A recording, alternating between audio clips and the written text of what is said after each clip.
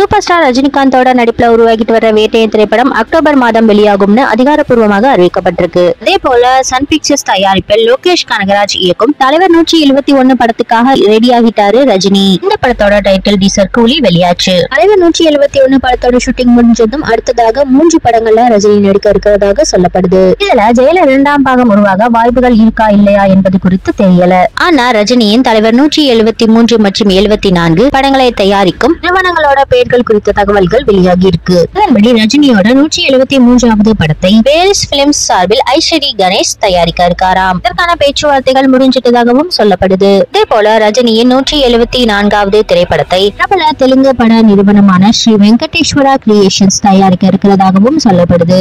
விஜயின் வாரிசு படத்தை தயாரித்த ஸ்ரீ வெங்கடேஸ்வரா கிரியேஷன்ஸ் நிறுவனத்தின் தில்ராஜு இந்த முறை ரஜினியோட இணைய இருக்காரு. இந்த படத்துக்காக ரஜினிக்கு 300 கோடி ரூபாய் வரைக்கும் சம்பளம் கொடுக்கறதுக்கு ரெடி ஆயிருக்காராம் தில்ராஜு. மேலும் ரசிகர்களுக்கு இன்ப அதிர்ச்சி கொடுக்கிற விதமாக சிவாஜி, எந்திரன் 2.0 ஆகிய படங்களை இயக்கிய இயக்குனர் சங்கர் இயக்கத்திலும் ஒரு படத்துல நடிகர் ரஜினி நடிக்க போறதாக பேச்சுக்கள் அடிபட்டு வருது.